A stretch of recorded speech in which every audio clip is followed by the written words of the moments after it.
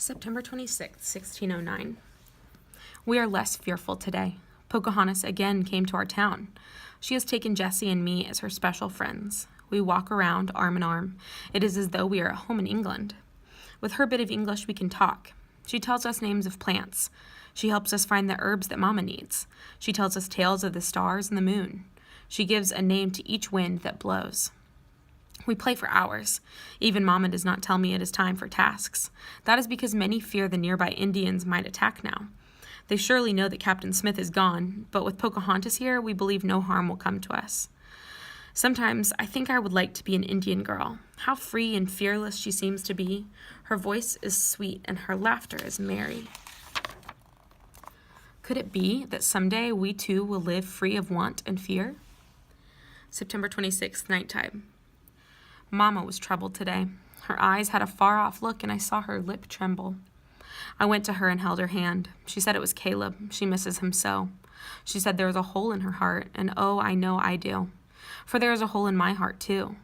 But then Mama said, and to think we know nothing of how Caleb is, and he knows nothing of what happens here. I knew I had to tell her. My heart pounded hard inside me, but I did. I told her. I said that I have been writing in a book for Caleb. Mama smiled and nodded. She was not surprised. She already knew. I waited for her to ask how I came to have the book, but she did not ask. After a time, she touched my hair. Softly, she told me she was sure Caleb would not mind. Oh, Mama, I cried, and I hugged her tight. A big burden seems to have lifted from me tonight. September 27th, 1609. Such dreadful news. Captain Smith has returned, but he is injured. There was an explosion of gunpowder on his boat. He was badly burned. His pain was so severe, he leapt into the river, and he almost drowned. When he returned today, he called Papa to him. He told Papa even more bad news. It is true what we feared.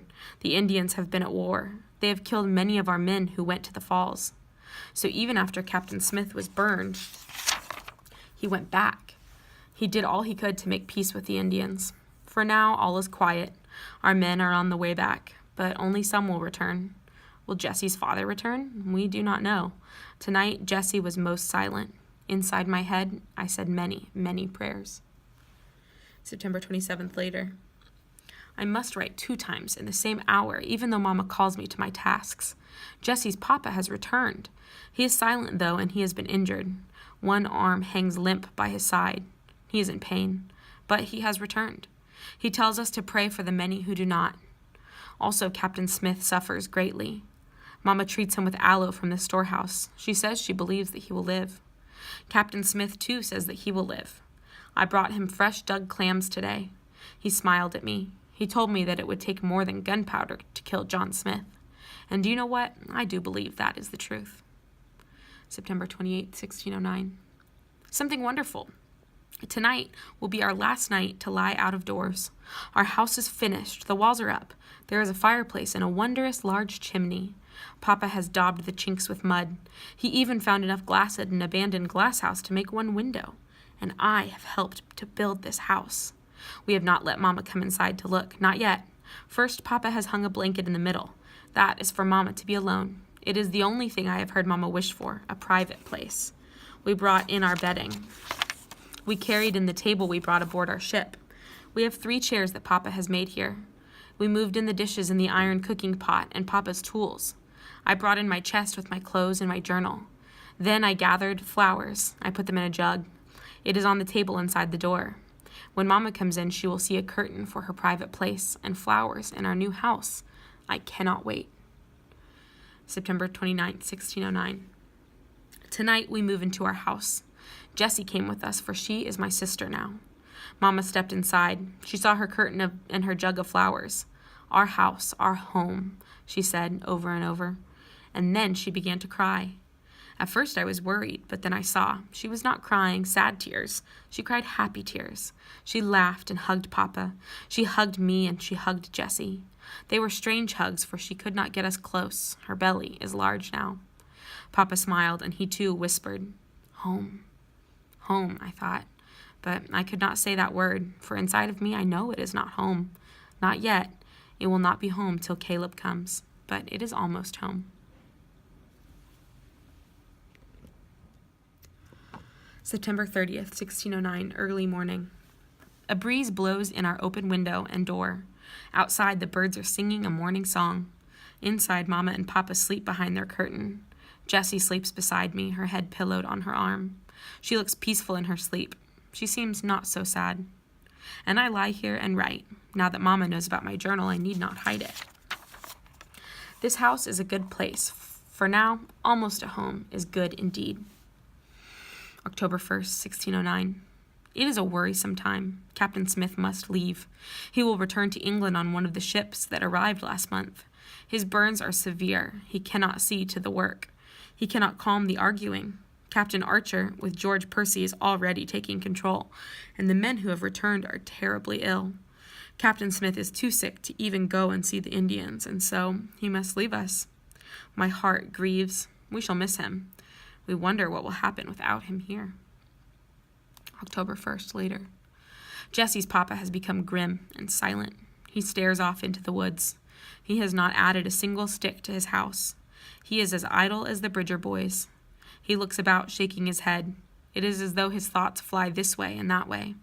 Jessie and I watch and worry. We wonder if it is his injured arm that ails him. October 2nd, 1609. I have a plan. I shall ask Captain Smith to visit Caleb when he returns to England. I believe he will do that, but Captain Smith has many important people around him. Somehow I must find him alone. I want to tell Caleb that all is well and that I cannot wait to see him come spring. October 2nd, later. Captain Smith's ship is being prepared with what supplies can be spared. It has also been loaded with goods to take back to Virginia Company. And here is something funny. Some men wanted to load the ship with gold. But there is no gold here. There is just earth with glints of yellow. Oh, how Captain Smith thundered in spite of his weakness. He shouted that it was dirt, and he would not haul dirt to England. Some men say it is pure gold, but we know it is pyrite, fool's gold. So, as usual, maybe for the last time, Captain Smith has had his way. His ship will sail on next Thursday. It will not haul dirt. It will sail with cedar wood and sassafras roots and furs. Wood takes up much room on board, but it is needed in England.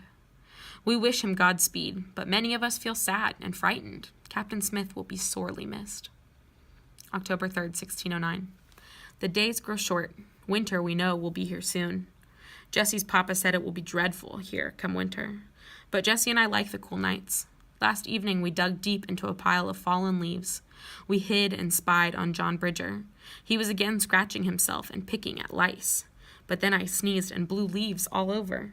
John yelled and called us nasty spying imps. I thought that a nice compliment from John Bridger. Later, when Jessie and I went to bed, I realized I missed sleeping out of doors. I missed the sky and the blanket of stars. I missed the breeze and the trees. How odd to miss such a thing. For in England, who would have thought to sleep outside? I do believe one can become accustomed to most anything. October 3rd, afternoon.